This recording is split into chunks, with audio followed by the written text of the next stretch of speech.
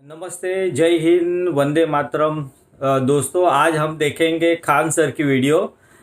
देखते हैं क्या क्या बताते हैं पाकिस्तान के बारे में। और 71 का जो वॉर हुआ था उसके बारे में खान सर बता रहे हैं। तो बहुत सारी डिटेल्स के साथ वो बताते हैं और बहुत अच्छा बताते हैं कि अच्छे से अच्छे वो समझा सके सबको। तो आओ समझते हैं आप और हम मिलके कि खान सर का वीडियो। चलो देखते हैं। जय हिंद। सबसे पहले एक वार्निंग भैया, पाकिस्तान के लोग इस वीडियो को न देखें तो ही अच्छा है, क्योंकि इस वीडियो में हम बताएंगे कि कैसे हमारे भारत के वीर सिपाहियों ने, दो सैनिकों ने मिलकर पाकिस्तान के 93,000 फौजियों को घुटने टेका दिया था और दुनिया का सबसे बड़ा हार हुआ था और भारत के 2 सैनिक मारे गए थे लोंगेवाला में।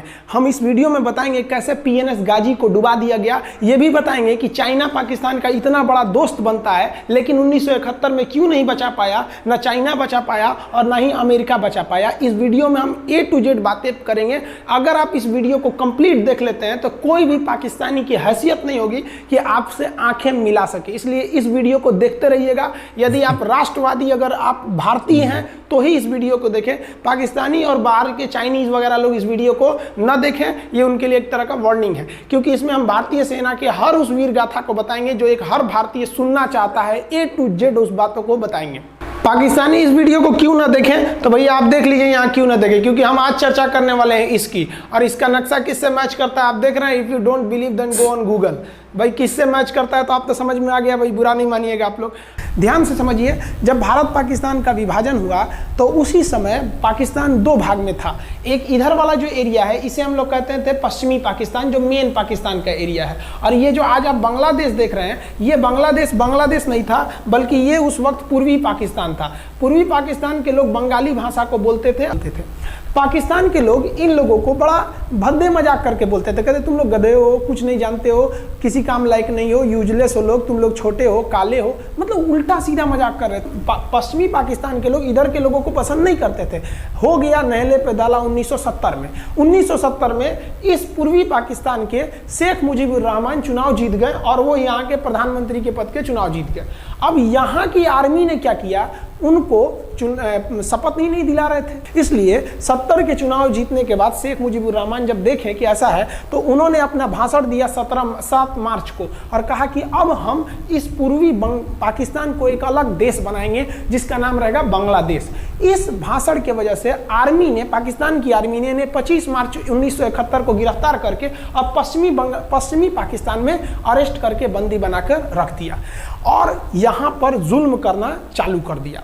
कहाँ पर भाई, तो पूर्वी बंगाल में, पूर्वी पाकिस्तान में, पूर्वी बंगाल में नहीं, पूर्वी पाकिस्तान में इन्होंने जुल्म करना चालू कर दिया। शेख मुजीबुर रहमान के गिरफ्तारी के विरोध में यहाँ मुक्ति वाहिनी नाम कर एक विद्रोही गुट तैयार हो गया था। लेकिन पाकिस्तान के, पश्चिमी पाकिस्तान के लोगों ने इस पूर्वी पाकिस्तान पे इतना भयानक जुल्म किया कि इस पूर्वी पाकिस्तान में, इस पश्चिमी पाकिस्तान के लोगों ने यहाँ पर 30 लाख लोगों को कटवा दिया। 30 लाख लोगों को कटवा दिया। 4 लाख महिलाओं का बलात्कार कर दिया। अपने देश के 4 लाख औरतों का रेप किया। यहाँ पे इतना भयानक वो दृश्य है कि अगर हम उसको YouTube पे दिखा देंगे ना तो YouTube हमारे ऊपर क्लेम करेगा, भैया आप ये सब इतने भयानक दृश्य नहीं दिखा सकते। आप अंदाजा लगाइए इनकी क्रूरता का। ये अपने देश पर इतना भयानक जुल्म कर रहे हैं। इतना भयानक जुल्म किया इन लोगों ने कि शेख मुजीबुर रहमान की गिरफ्तारी के बाद इस जुल्म का नतीजा ये हुआ कि अप्रैल 1971 तक भारत में यहाँ से लोग भाग के आ गए कि भैया हम जिंदा रहेंगे तब तो। और यहाँ 10 लाख लोग भारत में आ गए शरण लेने के, भैया हमको बचाइए। तो इंदिरा गांधी जानती थी कि जब तक यहाँ शांति नहीं होगा तब तक ये लोग वापस नहीं जा सकते थे और शांति का एक ही था कि यहाँ पे घुस के इनको मारा जाए ताकि ये पश्चिमी पाकिस्तान वाले लोग यहाँ पर सुधर सके। तो इंदिरा गांधी ने इसके लिए बात की जनरल फील्ड मार्शल मानेकशॉ से। उन्होंने सेना प्रमुख मानेकशॉ से कहा, सैम मानेकशॉ से, कि आप अभी युद्ध कीजिए, हम आदेश देते हैं आप अभी युद्ध कीजिए बांग्लादेश पे, हम अपने पड़ोसियों को इस तरह मरते नहीं छोड़ेंगे, आप इस पे हमला कीजिए। उस समय ये पूर्वी पाकिस्तान था। मानेकशॉ ने कहा कि ना हम हमला नहीं करेंगे। कही अरे क्यों? कहा कि आप महीना देख रही हैं, अप्रैल का महीना है। अप्रैल के महीने का मतलब बरसात का दिन सर पे है और बरसात के समय पूरब का हाल क्या होता है, एकदम भयानक बाढ़ आ जाती है। और उन्होंने एग्जाम्पल भी दिया कि सिकंदर की फौज भी हाथी लेके आई थी और कीचड़ में फंस गई थी कि अगर यहाँ हम लड़ जाते हैं तो यहाँ बरसात रहेगा, हम यहाँ उलझ जाएंगे, ये एरिया सूखा रहेगा, चाइना का ऊपर से एरिया सूखा रहेगा, ये हमला कर देंगे, हमको 3 ओर से लड़ाई लड़ना पड़ेगा। मानेकशॉ ने इंदिरा गांधी से कहा कि आप 2-3 काम कर लीजिए। कब तक के लिए कि नवंबर तक हम लोग युद्ध नहीं करेंगे, लेकिन अप्रैल से नवंबर के बीच में हम अपने सैनिकों को इस एरिया में लड़ने के लिए ट्रेनिंग दे सकते हैं, मुक्ति वाहिनी उसको हम ट्रेनिंग दे सकते हैं। और इसी में 1971 में हमारी जो थी भारत और रूस की एक समझौता पर हस्ताक्षर हो गया। अब हम लोगों ने पाकिस्तान को एक बारूद के ढेर पर बैठा दिया था। इंतजार था तो इस बात का कि उस बारूद में एक चिंगारी की और पाकिस्तान तबाह हो जाता। इत्तेफाक देखिए, उस बारूद के ढेर पर खुद चिंगारी जलाई पाकिस्तान ने। कैसे, तो समझिए कैसे। हम लोग का था कि इधर हम लोग ऑफेंसिव हो जाएंगे, मतलब इधर भयानक हमलावर हो जाएंगे, और इधर हम लोग डिफेंसिव रहेंगे, मतलब इधर कम हमला करेंगे, ताकि हम लोग का मेन मकसद पाकिस्तान से युद्ध नहीं था। हमारा मेन मकसद था हमारे अपने बांग्लादेशी भाइयों पर जो जुल्म हो रहा था, जो उनकी बहनों को रेप हो रहा था, इतना भयानक किया था वहाँ पर पाकिस्तानियों ने कि बाप के सामने बेटी का रेप करते थे और उसके बाद बाप को मार के कहते थे तू भी रेप कर। इतना मतलब मानवता पूरी खत्म कर दिया गया वहाँ पर। तो भारत ने कहा कि इधर हम डिफेंसिव रहेंगे। पाकिस्तान को ये खबर लग गई कि भारत ना इधर कमज़ोर है। अरे भैया, इधर हम कमज़ोर थोड़ी हैं, इधर कम सैनिक रखे हैं और इधर हम भयानक रखे हैं, तो इसका मतलब ये थोड़ी है कि हम कमज़ोर हो जाएंगे। भैया कहा जाता है ना कि सोनार के घर का कचड़ा भी बनिया के बादाम से महंगा बिकता है। देखिए, हम लोग ठंडी का इंतजार ही कर रहे थे कि पाकिस्तान ने गलती कर दिया। उसने 3 दिसंबर को अचानक हमला कर दिया श्रीनगर पे, पठानकोट पर, चंडीगढ़ पर, यहाँ पर आगरा हवाई अड्डे पर तबातोड़ हमला कर दिया।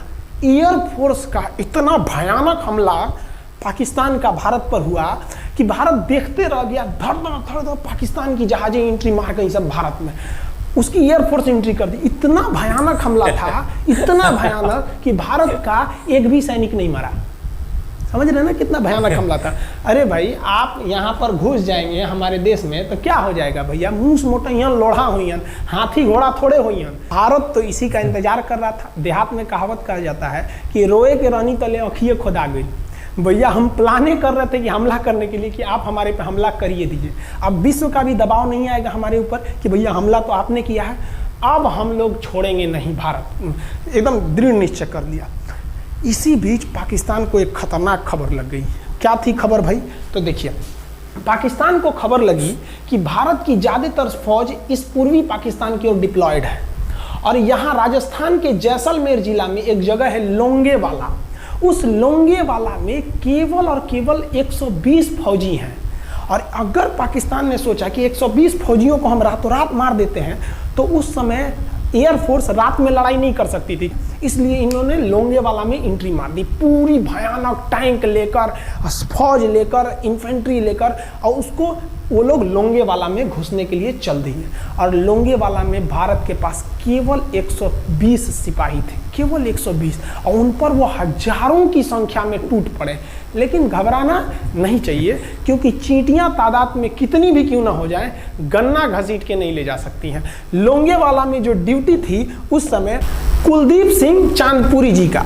कुलदीप सिंह चांदपुरी सरदार हैं, आप देखे होंगे बॉर्डर मूवी में इनका रोल सनी देओल ने किया है। अब ये कुलदीप सिंह, ये भैया पंजाबी सिख, अब ये लोग 1.25 लाख से नीचे कुछ सोचते ही नहीं है। चिड़िया नू में बाज लड़ावा, गिदड़ नू में शेर बनावा, और 1.25 लाख नू एक लड़ावा, तब गोविंद सिंह नाम रखावा। खबर आया कि आपसे जो लड़ने आ रहे हैं ना पाकिस्तान की ओर से, वो ब्रिगेडियर तारिक मीर आ रहा है। उसके पास टैंक है, 2800 फौज है, बहुत ही तेज रफ्तार से आ रहा है।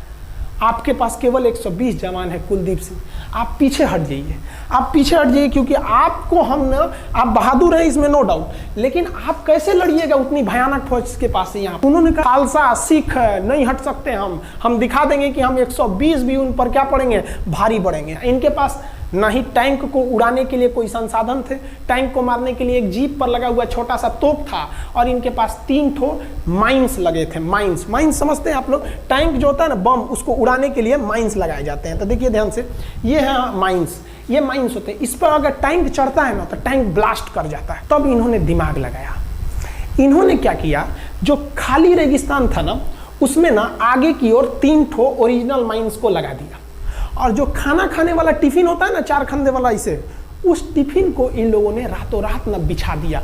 ऐसे लाइन से देखिए, लाइन से पाकिस्तान की टैंक आई तो शुरुआत में तो भैया ओरिजिनल माइंस था, धड़ाम से लगा, पाकिस्तान की टैंक उड़ गई। पाकिस्तान का एक टैंक उड़ा, फिर दूसरा उड़ा, तीसरा उड़ा, पाकिस्तानी एकदम डर गए सब। ब्रिगेडियर तारिक मीर कहें कि भैया यहाँ तो माइंस लगा के रखा है इन लोगों ने, एक काम करो, इंजीनियरों को बुलाओ, पूरा माइंस निकालो। अब ब्रिगेडियर जो हमारे मेजर कुलदीप सिंह थे, ये जानते थे कि बाबू अगर हम तुमको रात भर रोक दिए ना तो सुबह हमारी एयरफोर्स आएगी, तुमको जिंदा नहीं छोड़ेगी। इसलिए इन्होंने पूरा टिफिन बिछाया था। इन पाकिस्तानियों ने 6 घंटे लगा दिए उनको निकालने में। इंजीनियर आते थे तो डर के मारे टिफिन निकालते थे, अरे बाप रे बाप, और टिफिन में तो ईंटा पत्थर भर देते थे और डर के ले जाते, अरे भागो भागो भागो, माइंस है, माइंस है। इसको लगाते लगाते इन लोगों ने पूरी रात बिता दी। 3 बज गया। 3 बजे इनको पूरा सन्नाटा दिखा कि भैया ये तो टिफिन है, ये रेगिस्तान में ये तो टिफिन है। अब उन्होंने कहा कि आदेश दिया कि हमला करो। तो कुलदीप सिंह जो थे चांदपुरी, उन्होंने बालू के बीच में ऐसे गड्ढे बना रखे थे और अपने फौजियों को ना 2 किलोमीटर एरिया में बिछा दिया था, एक उधर एक इधर एक इधर। तो चारों ओर से फायरिंग होती थी। पाकिस्तानियों को लगी ना कि भैया हमको गलत इंफॉर्मेशन मिल गया है, 120 गो मिल के ऐसे थोड़े मारेगा सब। सोच रहा हूँ उधर से गोली, इधर से गोली, धड़ाधड़ बम, गोला दारू सब चल रहा है यहाँ पर। इतना भयानक कहीं कोई 120 आदमी मिल के ऐसे मारता है? नहीं भाई, इतना भयानक ऐसे सुनसान एरिया में कहाँ से कौन मार रहा है? एकदम तबाही मचा दिया। कुलदीप सिंह चांदपुरी ने क्या तबाही मचाया था आप देखना चाहते हैं तो देखिए उन लोगों ने क्या तबाही मचाया था। ये है पाकिस्तान का टैंक, ये धज्जी उड़ गया था टैंक का, थुथुर तूर दिया इसका यहाँ पे। ये देखिए टैंक का, पाकिस्तानी देख रहे हैं कि भैया सब चक्का उक्का फेंका गया। बताइए ये चांदपुरी साहब को ऐसा करना चाहिए? ये कोई वीडियो गेम खेल रहे हैं? मार के धज्जी उड़ा दिया। अरे पाकिस्तान बच्चा है, अपने बच्चा है, बिगड़ गया, आराम से मारिए। ऐसे एकदम धज्जी उड़ा दिए हैं बेचारा सबको। पाकिस्तान के टैंक को धज्जी उड़ा के उस पर भारतीय सैनिक खड़ा होकर फोटो खिंचवा रहा था। फोटो खींचे, फोटो खींच। उस समय सेल्फी नहीं था ना, तो आगे से फोटो खींचना, फोटो खींचे। यहाँ पे आने वाली पीढ़ियों को ये प्रेरणा देगी। बताइए इतना सुंदर गाड़ी लेके आया था पाकिस्तान मारने के लिए, हाँ बेचारा ऐसे मारा जाता है? हाँ अरे ब्रिगेड मेजर साहब आप भी, बच्चा है, बच्चा को थोड़ा आराम से मारिए। देखिए इसका थोबड़ा बिगाड़ दिया गाड़ी का। ओहो, ऐसे नहीं मारना चाहिए, लेकिन क्या कीजिएगा, बच्चा बिगड़ जाता है तो धोना ही पड़ता है। ये हाल कर दिया रात भर में। सोचिए रात में इतना बुरा मारा, दिन में दिखता तो कुछ डाल रहा पूरा।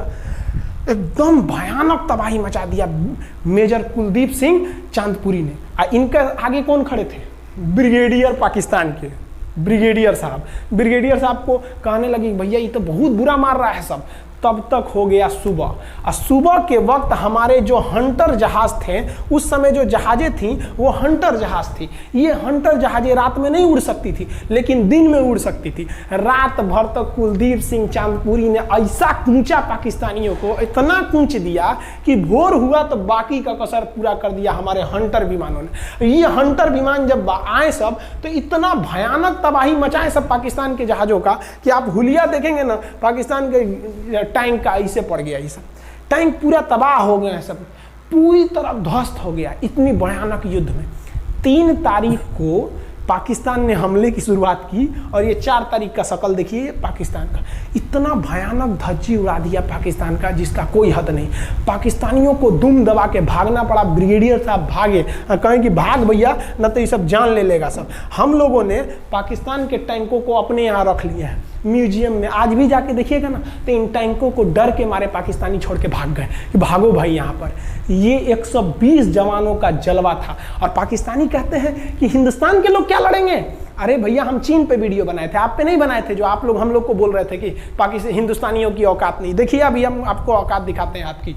ये आपका टैंक है, आके ले जाइए, हिम्मत है तो लेके जाके दिखाइए यहाँ पर। हाल तो ये हो गया था ना कि हम लोगों ने जो पाकिस्तानियों की जान ली थी ना, डर के मारे वो लाश उठाने नहीं आए थे, लाश को गिद्ध खा गए थे सब। हम लोग बोल रहे थे कि भैया हम गोली नहीं चलाएंगे, लाश लेके चल जाओ। फिर हम नहीं जाएंगे, तुम लोग रेगिस्तान को कब्रिस्तान बना दिए हो। रेगिस्तान को कब्रिस्तान हम लोग हमला करने आए थे, शुरुआत तो तुमने किया था यहाँ पे। तो ये गिद्ध खाए थे सब, सफाई उफाई का काम ये किए थे सब। अब पाकिस्तान हम लोग को धमकी देता है। आज भी वो नहीं सुधरे हैं। आज भी हमने जो चाइना पे वीडियो बनाया था उस पर वो हमको धमकी देते हैं कि भारत की आर्मी कुछ नहीं कर सकती। अरे भैया आप सोचिएगा भी मत, अभी के समय में तो मत सोचिएगा। जानते हैं क्यों? देख लीजिए इधर अभी कौन बैठा है भारत में, समझ में आ रहा है? आप लोग तो पहले पाकिस्तान वाले लोग इस बात पर रिसर्च कीजिए कि इनमें ज़्यादा खतरनाक कौन है आपके लिए। हमको तो यही ज़्यादा खतरनाक लगते हैं भाई, समझ में आया आप लोग को? तो अभी देखिए ध्यान से, यहाँ पर पाकिस्तान ने जो हार हुई थी लोंगेवाला में, ये हार में पाकिस्तान की तो कमर टूटी और पाकिस्तान का पूरा मनोबल टूट गया कि ससुरा 120 गो मिल के ऐसे कैसे धो दिया सब। बताइए इतना भयानक धोया जाता है। तो ये शुरुआत तो इन्होंने किया 3 तारीख को, 4 तारीख को हमने धो दिया। अब बचा नेवी कही कि भैया आर्मी को मौका दिए, एयरफोर्स को मौका दिए, रात में आर्मी धोई, सुबह में एयरफोर्स धोई, हम नहीं धोएंगे क्या? हम भी धोएंगे। नेवी कब पहुंची? 5 दिसंबर 1971 को कराची पहुंच गई। और कराची में जब पहुंची ना तो कराची को तबाह कर दिया। इतना भयानक बम्बार्डमेंट किया कराची पर कि कई दिन तक कराची बंदरगाह पर आग लगा था। और कराची बंदरगाह को तो उन्होंने ऐसा धज्जी उड़ाया जिसे लग रहा था सिंधु सभ्यता बना दिया उनको। तो पाकिस्तान की, पश्चिमी पाकिस्तान का कमर टूट गया। पाकिस्तान वालों ने कहा कि ससुरा सब बोल रहा था कि हम इधर डिफेंसिव है, यानी ज़्यादा हमला नहीं करेंगे, ज़्यादा हमला इधर करेंगे। ससुरा इधर कैसे मार रहा होगा सब, अभी इधर भी बताते हैं कैसे मारा सब। ये कराची पहुंच गया। आप देखेंगे क्या हाल किया था सब कराची पे। कराची में जब मारा गया था ना इन पाकिस्तानियों को, तो ये पाकिस्तानी भाग गए थे सब ग्वादर में। ये ग्वादर भाग गए। अभी इनसे ग्वादर भी जाने वाला है, पूरा राज्य चला जाएगा इनसे, बलूचिस्तान। छुप के गए थे लोग ग्वादर बंदरगाह पे। अगर हम झूठ बोल रहे हो तो आप खुद पता कीजिएगा अपने यहाँ के इतिहास में भाई, हिंदुस्तान ये ग्वादर बंदरगाह पे छुप गए थे सब। आप देखिए कराची का क्या हाल हुआ था उस समय, हमारे एयर नेवी ने क्या हाल किया था। पाकिस्तान का जितना जहाज बस मिल जाए कि भैया ये जहाज किसका है, तो भैया जब पता चले कि भैया ये जहाज पाकिस्तान का, ये हाल हो जा रहा था जहाज का। यहाँ देख लीजिए इनका पूरा ध्वस्त का। भैया ऐसे मारा जाता है? हाँ, अरे भाई बच्चा को बच्चा की तरह मारना चाहिए। इंडिया की नेवी ने भी हद कर दिया। बताइए इस तरह मारा जाता है? हाँ, यहाँ देख लीजिए पूरा का पूरा धज्जी उड़ा दिया इन लोगों को। अरे भाई बच्चा है, बिगड़ गया है तो थोड़ा सा आराम से न मारिएगा कि देख रहे हैं इस तरह से मारा पूरा पाकिस्तान के। कराची बंदरगाह उड़ गया। तो पाकिस्तान का तो इधर से तो पूरा का पूरा धज्जी उड़ा दिया। अभी शुरुआत हुई युद्ध के केवल 2 दिन हुए हैं। आप दिल थाम के रखिए, अभी युद्ध लंबा चलने वाला है। 3 दिसंबर को स्टार्ट किए, 4 दिसंबर को हम लोग लोंगेवाला धो दिए, अब 5 दिसंबर को कराची। अब पाकिस्तान ने ना भारतीयों को तबाह करने के लिए, भारत का सबसे खतरनाक जहाज था INS विक्रांत। INS विक्रांत को बर्बाद करने के लिए ना इसने यहाँ से भेज दिया INS PNS गाजी को। गाजी एक पनडुब्बी थी, उसको आदेश दिया गया कि जाके मार के आओ। किसको? विक्रांत को। क्योंकि अगर विक्रांत जहाज डूब जाता तो वाकई उस समय हमको युद्ध जीतने में बहुत दिक्कत आ जाती। तो ये गाजी कैसे डूबा, इसको हम लोग एगो खराब जहाज से मार दिए। तो अब इधर समझते हैं कि जब उधर इतना भयानक धोए तो इधर कितना बुरा धोए होंगे, इसको बारे में हम लोग समझते हैं। भारतीय सेना अब पूरब की ओर क्या क्या काम की, इसको ध्यान से समझिए। ये मुक्ति वाहिनी जो थी बांग्लादेश की, वो अंदर ही पाकिस्तानी फौजियों को मार रही थी गली कुची में दौड़ा दौड़ा के, क्योंकि इन पाकिस्तानी फौजियों ने वहां पर रेप किया, मर्डर किया। और इनका साथ दे रही थी इधर से हमारी इंडियन आर्मी और ऊपर से हमारा एयरफोर्स। ये तबाह कर दिए थे, इनको भागने के लिए भी जगह नहीं था। और इसी में इनका सबसे बड़ा सरदर्द बन गया था इंडियन नेवी, क्योंकि इनको जो मदद थी, देखिए ये पूर्वी पाकिस्तान है, इनको मदद जब भी मिलेगी तो इधर से ही मिलेगा। अब बताइए यहाँ से तो कोई जाएगा नहीं, बेवकूफ़ भी नहीं होगा जो इधर से मदद करने जाएगा। रास्ते में ही एयरफोर्स मार के गिरा देती थी, ट्रक वगैरह जाएगा नहीं। तो नेवी से ये इन लोग मदद देते थे। भैया यहाँ पे जो इनके फौजी लड़ रहे थे उनको खाना पीना भी खत्म हो गया था। अब इनको बर्बाद कर दिया भारत। INS विक्रांत, INS विक्रांत उस समय का बहुत बड़ा जहाज था इस साउथ एशिया के देशों का। और यहाँ से उस इतना बड़ा जहाज था कि उसके ऊपर से लड़ाकू जहाजें उड़ती थी। वो एयरफोर्स यहाँ से भी बम मारता था, मिसाइलें मारता था, ऊपर से लड़ाकू जहाजें और हेलीकॉप्टर छोड़ देता था, जो ताकि मुक्ति वाहिनी को कोई दिक्कत ना है। मुक्ति वाहिनी मारती थी और आर्मी पूरी तरह से उसने यहाँ से हमारा विक्रांत ने चटगांव बंदरगाह को तबाह कर दिया। अब बांग्लादेश का देखिएगा वर्तमान में, उस समय तो पूर्वी पाकिस्तान था, ये चटगांव उस समय पाकिस्तानी आर्मी नेवी का एक बहुत बड़ा केंद्र था। इधर हम लोग ने उड़ा दिया कराची, इधर उड़ा दिया हम लोग ने चटगांव। अब मुक्ति वाहिनी को कोई खास दिक्कत नहीं आ रहा था।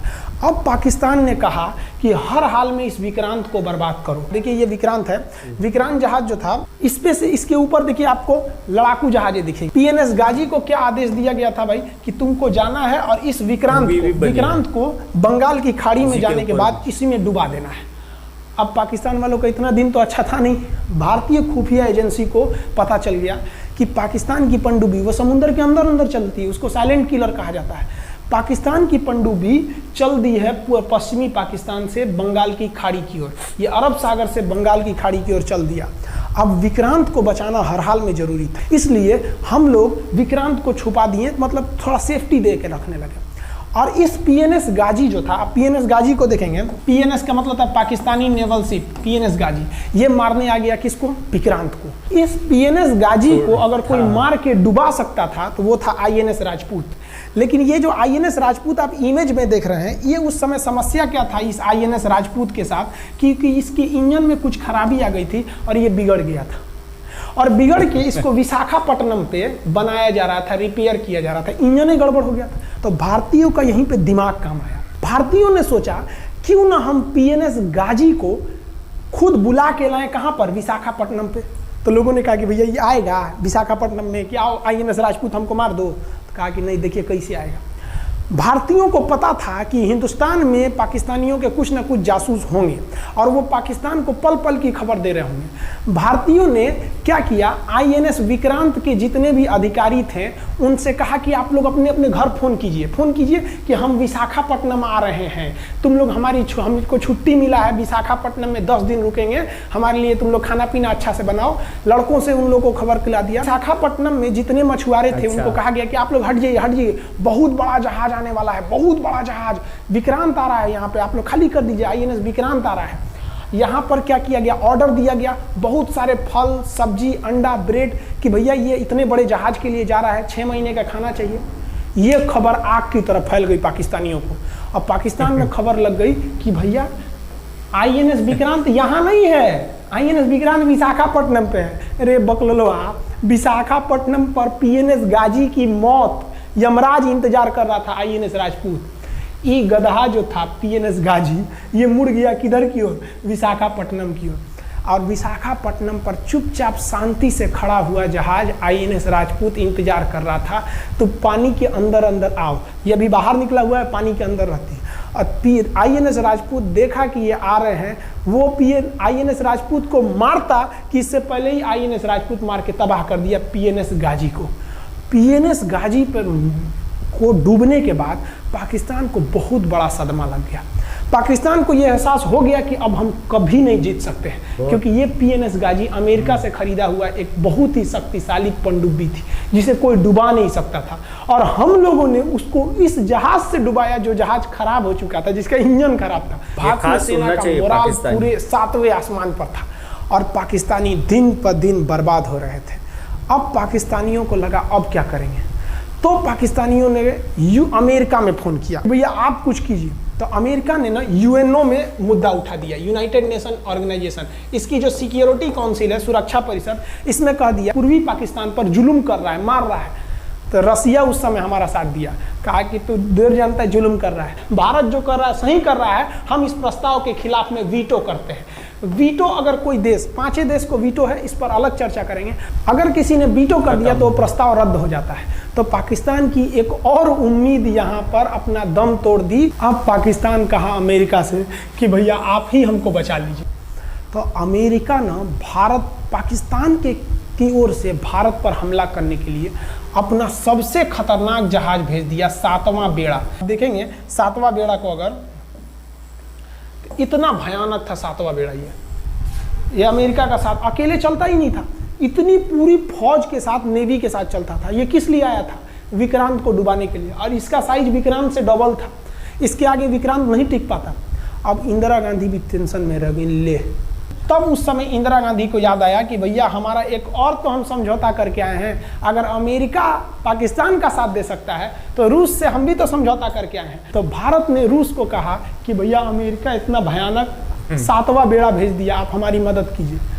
तो रूस ने कहा टेंशन क्या लेते हो, देखो हम बोलते हैं। रूस ने परमाणु पनडुब्बी भेज दी और रूस ने अपना 40वां बेड़ा भेज दिया। आप देखेंगे ये रूस का 40वां बेड़ा है, ये अपने भारी भरकम जहाजों के पूरे ग्रुप के साथ चल दिया, कहा कि चल भैया देखते तुमको कौन मारेगा भारत को। और अमेरिका को सीधा कह दिया समझेंगे। कि भैया विक्रांत पर अगर आपने हमला किया तो ये हमला हम रूस पर हमला मान लेंगे। यहाँ पर खड़ा था भारत का विक्रांत और उसकी सपोर्ट में खड़ा था रूस का 40वां बेड़ा। और रूस ने यमन से अपनी एयरफोर्स को भी कह दिया था कि भैया तुम भारत की देखभाल करना। तो भारत की सुरक्षा के लिए इतने लोग, और अमेरिका अपना 7वां बेड़ा लेके यहाँ मुंह देख रहा था, और ब्रिटेन ने भी अपने ईगल नाम के बेड़ा को भी भेज दिया था। तो ये 2 लोग हमारे खिलाफ आ गए थे लड़ने के लिए कि अब बताइए, हम लोग बांग्लादेश की भलाई सोच रहे थे और अमेरिका का 7वां बेड़ा और रूस का ब्रिटेन का ईगल हम लोग के खिलाफ था, और हमारा अपना विक्रांत और रूस की एयरफोर्स और उसकी 40वां बेड़ा हमारे साथ थी। ये पूरी तरह से बाउंड्री बना दिया था 40वां बेड़ा। 40वां बेड़ा का कहना था कि भैया हमारे जहाज पर ऑटोमेटिक मिसाइल लगी है, तुम अगर इधर आओगे तो हम मार देंगे तुमको ऐसे ही। रूस ने अपनी सारी पनडुब्बियों को ऊपर उठा दिया समुद्र के ऊपर, ताकि सैटेलाइट से और दूसरी निगरानी से देखा जा सके, और यही हुआ भी। वो लोग रूस के इतने खतरनाक जहाजों के ग्रुप को देखकर घबरा गए, इतना घबरा गए कि ब्रिटेन ने कहा था we are too late. Britain का ईगल बेड़ा अमेरिका के 7वां बेड़ा से कह रहा है गिरे उधर मत जो, बहुत देर हो गया है, वो पहले पहुंच गया है रूस, अब मारेगा वहीं तबाह हो जाओगे यहाँ पे। तो 7वां बेड़ा ने धमकी दिया कि हमारे जहाज में परमाणु बम लदे हुए हैं।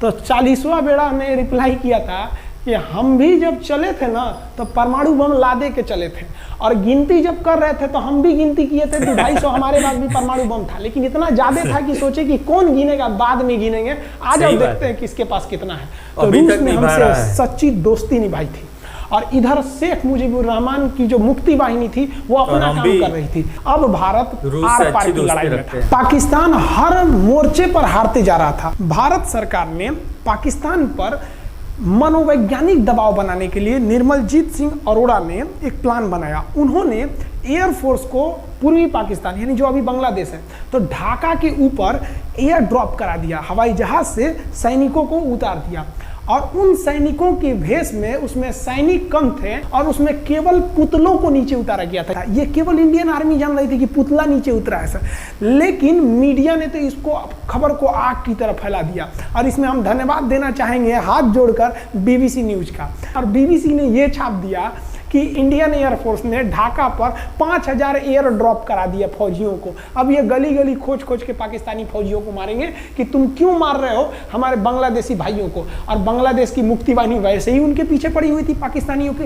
अब पाकिस्तानियों का पूरा मनोबल टूट गया, पाकिस्तानी गली गली छुप गए सब। सोचिए ये पुतला से डर जा रहे थे सब, रियलिटी में ये फौजी नहीं थे, ये पुतला गिराया गया था एयर ड्रॉप करके। अब वो लोग डर के मारे भाग गए यहाँ पर। अब एयरफोर्स ने देखा कि उसकी ये छोटे से वैज्ञानिक दबाव का इतना खतरनाक असर पड़ा है। एयरफोर्स ने कहा कि अब एक काम करते हैं, अब आर पार को अब ठोक डालते हैं पाकिस्तान को, अब जो होगा सो देखा जाएगा। एयरफोर्स ने बांग्लादेश के जो गवर्नर थे उनके घर पे हमला कर दिया। अब वो घर में नहीं थे, वो तो बच गए। बचने के बाद डर क्या होता है, देखिए डर किसको कहा जाता है। जो उनके गवर्नर हाउस थे AH मलिक, इन्होंने त्याग पत्र दे दिया, भैया जिंदगी रहेगी तो बहुत नौकरी करेंगे, डर के मारे त्याग पत्र दे दिया। सोचिए गवर्नर, क्योंकि पाकिस्तान का एक राज्य ही तो था पूर्वी पाकिस्तान, जैसे हमारा एक राज्य है उत्तर प्रदेश, बिहार, महाराष्ट्र, वहां पे भी गवर्नर होते हैं ना, संवैधानिक हिसाब से गवर्नर मालिक होता है उस जगह का। त्याग पत्र दे दिए। सोचिए ये डर था उनके अंदर।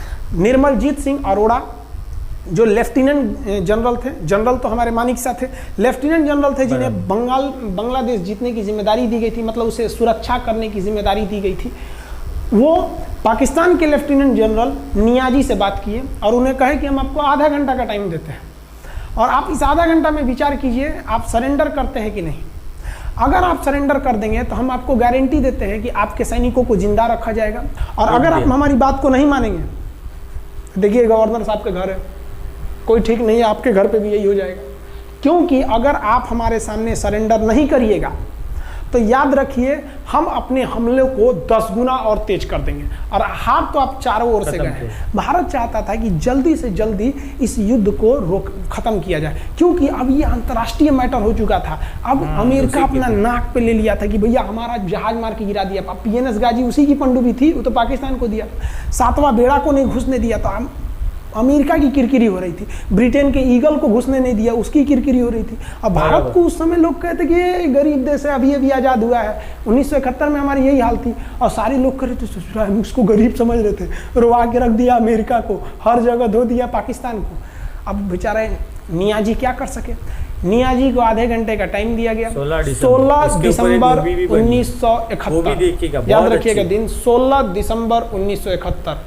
ये हमारे इतिहास का 13 दिन के युद्ध में हमने पाकिस्तान को धूल चटा दिया था, क्योंकि 3 दिसंबर को पाकिस्तान ने युद्ध स्टार्ट किया था और 16 दिसंबर को हम लोगों ने जनरल नियाजी से आत्मसमर्पण करवा लिया। और आत्मसमर्पण आप देखना चाहेंगे जनरल नियाजी का। जनरल नियाजी इन्होंने हमारे लेफ्टिनेंट जनरल निर्मलजीत सिंह अरोड़ा के सामने आत्मसमर्पण साइन किया और साइन करने के बाद बांग्लादेश के ढाका रेस कोर्स में इन्होंने साइन किया और इनकी आंखों में आंसू था। एक देश के सेनापति के लिए इससे शर्म की बात क्या है, जो गिनीज बुक में नाम रिकॉर्ड करा दिया। गिनीज बुक में कैसे, देखिए पाकिस्तान के लोग हम चाइना के वीडियो बनाए थे, उस पर कमेंट कर रहे थे कि इंडियन आर्मी कुछ नहीं कर सकती। देखो बांग्लादेश तुम्हारी बहादुरी का जीता जागता उदाहरण है। तुम्हारे यहाँ का 93,000 फौज, सोचिए 93,000 सैनिक पूरी दुनिया में आज तक आत्मसमर्पण नहीं किया। ये 93,000 लोगों ने आत्मसमर्पण कर दिया। देख लीजिए, ये अपना बंदूक उतार फेंक दिए, अपने स्टार नोच के उतार दिया कि भैया हम लीजिए आत्मसमर्पण कर रहे हैं, बेल्ट उतार के दे दिया, अब चलिए जहाँ ले जा रहे हैं, जितना लाठी मारना है हमारी, आत्मसमर्पण। ये वही पाकिस्तान है, याद रखिए, आप याद कीजिए, हमारे 120 सैनिकों ने आपको धूल चटा दिया था लोंगेवाला में। केवल 2 सैनिक मरे थे लोंगेवाला में और पूरी की पूरी आपको भगा दिया था 4 दिसंबर को ही। और आप याद कीजिए, बहुत बहादुर बनते हैं ना, 93,000 फौज आपकी हार के गई है यहाँ से। इतना बड़ा हार दुनिया में आज तक कहीं का नहीं हुआ है। 93,000 सैनिक सरेंडर करके गए हैं भारत के सामने से। क्या बात कीजिएगा आप हमारे सामने। तो ये है, गिनीज बुक में नाम है। ये तो है भैया पाकिस्तान की आर्मी, एक तरह से गिनीज बुक में नाम है ना जी। भले हारने से नाम है तो क्या हुआ, पाकिस्तान के लिए इससे खुशी की बात क्या हो सकती है कि भैया गिनीज बुक के नाम है। अब इन लोगों को जेल में बंद कर दिया गया, बाद में हम लोगों ने इन्हें छोड़ भी दिया था। और इस सरेंडर के बाद बांग्लादेश के जो मुक्ति वाहिनी थी उसके चेहरे पर ये मुस्कान थी कि बांग्लादेश अब स्वतंत्र हो गया। ढाका इंदिरा गांधी का स्टेटमेंट था, ढाका स्वतंत्र राजधानी है स्वतंत्र बांग्लादेश की। ये खुशी थी बांग्लादेशियों के चेहरे पर, जिनकी बहनों की इज्जत आबरू लूट ली गई थी उन्हीं देश की फौजियों के द्वारा। जिनके ये जो नियाजी थे, जब इन्हें लेफ्टिनेंट गवर्नर बना के भेजा गया था बांग्लादेश में, तो ये नहीं पूछे थे कि बांग्लादेश का स्थिति क्या है, ये पूछे थे कि जिन लड़कियों का रेप हुआ है वो कहाँ है, सब दिखाओ तो, मतलब ये भी जाके करेंगे। ये हाल था, ये इनके चेहरे पर मुस्कुराहट थी। बाद फिर मुजीबुर रहमान को पाकिस्तान से स्वतंत्र कराया गया। भारत ने जो अपना वादा किया था कि शेख मुजीबुर रहमान को स्वतंत्र करेंगे, बांग्लादेश को स्वतंत्रता दिलाएंगे, उनके अधिकारों के लिए लड़ेंगे, भारत ने अपने वादा को पूरा किया। आज शेख मुजीबुर रहमान की बेटी शेख हसीना बांग्लादेश की कमान संभाले हुई हैं। शेख हसीना, जब हमको याद है जब वो भारत आई थी तो एयरपोर्ट पे, तो मोदी जी एयरपोर्ट पर रिसीव करने गए थे, जबकि ऐसा नहीं होता है।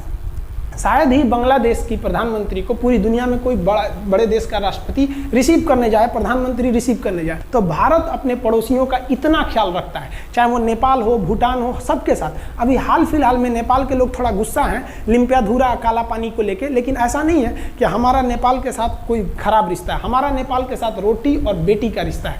बांग्लादेशियों के साथ हमारा बहुत ही अच्छा संबंध रहा है। आज हमारे बांग्लादेश के साथ बहुत ही मधुर संबंध है। और बांग्लादेश को जो पाकिस्तान के लोग कहते थे ये किसी काम लायक नहीं है, ये वाले भाई लोग पाकिस्तान से आगे निकल गए। आज इनका मलमल का कपड़ा, जूट और पाम ऑयल पूरी दुनिया में फेमस है। जहाज़ों की मरम्मत में, मतलब जहाज के रिपेयरिंग में बहुत आगे निकले हैं बांग्लादेश के लोग। आई होप आप समझ गए होंगे। इस युद्ध के बाद अगर भारत चाहता तो भारत पाकिस्तान के पश्चिमी भाग को भी कब्जा कर लेता, क्योंकि यहाँ तो हम लोग हराए ही थे। उनके 93,000 फौज तो हम लोग जिंदा पकड़ लिए थे। हम उन्हीं को कह देते बंदूक लगा के कि कश्मीर खाली करो, हमारा यहाँ से वापस जाओ। लेकिन बावजूद हमने इंसानियत दिखाई थी पाकिस्तान के ऊपर। इसका बदला ये पाकिस्तान ने हमें क्या दिया पता है? 26/11 हम संसद भवन पर अटैक, तो कभी अमृतसर में अटैक, कभी मुंबई में बम ब्लास्ट, कभी 26/11 का हमला, ये सब हुआ। हम चाहते तो उस वक्त भी जीत सकते थे, ये पाकिस्तान वाले आप जो कहते हैं कि ये हम बहुत बहादुर हैं, भारतीय सेना हमारा क्या कर सकती है, तो भारतीय सेना की रहमो करम पर आप लोग जिंदा थे, वरना 1972 में ये जो सेना थी ना 71 में, आप लोग को कहीं का नहीं छोड़ती। आप हिंदुस्तान के व्यूवर्स आप लोगों से भी कहते हैं कि एक लाइक तो बनता है इस सैनिकों के लिए, हमारे लिए नहीं, हमारे इस चैनल के लिए। कभी नहीं कहेंगे कि खान जी असीसा सेंटर चैनल को आप सब्सक्राइब करिए, लाइक करिए, हम ये कभी नहीं कहते हैं, लेकिन हम ये जरूर कहते हैं कि आज एक लाइक बनता है हमारे इन वीर सिपाहियों के लिए जो आज भी सेना के लिए डटे हुए हैं। और ये पाकिस्तान इस पर कमेंट करते हैं। हम आप भारतीयों से कहते हैं, आप हिंदुस्तानी हैं तो इस वीडियो को जितना से ज्यादा शेयर करना है आप शेयर कीजिए, ताकि आपके बच्चों तक को ये पता चल सके कि हमारे सैनिक कितने बहादुरी हैं, कितने बहादुरी से लड़े थे हमारे सैनिक, कितने बहादुर हैं। और इस वीडियो को आप इतना शेयर कीजिए कि पाकिस्तान तक पहुंचे और वहां का बच्चा इस वीडियो को देखे, ताकि उनके अंदर भारतीय सेना का जो डर है वो बैठे। ये डर जरूरी है उनके अंदर, ये डर उनकी हड्डियों तक जाना चाहिए। और हाँ, कोई भी देश के हो, हर देश को अपने सैनिकों के लिए सम्मान करना चाहिए। हम ये कोई मनगढ़ंत कहानी नहीं बताएं, हम अपने सैनिकों की वीर गाथा बताएं जो A to Z अक्षरशः सही चीजें हैं। समझे? आप इस वीडियो को देख रहे हैं तो मेरे साथ बोलिए आप लोग, भारत माता की जय। पाकिस्तान के युद्ध का जो हम सीरीज बना रहे हैं, आज 71 का युद्ध बढ़ाएं, हम आपको कल 1948 का युद्ध बता देंगे, 65 की लड़ाई में वीर अब्दुल हमीद ने जो बहादुरी दिखाई, फिर आपको हम 84 का सियाचिन, 99 का करगिल और 62 की चाइना युद्ध के बारे में भी बता देंगे। याद रखिएगा, चाइनीज और पाकिस्तानी इस वीडियो को डिसलाइक जरूर करेंगे, आप उन पर भारी पड़िएगा। ये वीडियो आप संभाल के रखिएगा, अपनी पीढ़ियों को दिखाइएगा कि हमारी सेना कितनी बहादुर थी। एक सैल्यूट हम अपने वीर जवानों के लिए। जय हिंद। हम बहुत ही सौभाग्यशाली हैं जो ऊपर वाले ने हमें हिंदुस्तानी बनाया। I proud to be Indian. जय हिंद। मैं ये कहना चाहूँगा कि ये मेरा मानना है कि अगर उस वक्त हमारी फौज ने कुछ एक्शन लिया होता तो सचमुच ये जम्मू कश्मीर का जो मसला है वो हल हो गया रहता, यहाँ तक खींचा ही नहीं जाता और लोग इतने पीड़ित नहीं होते, इतना नुकसान नहीं होता।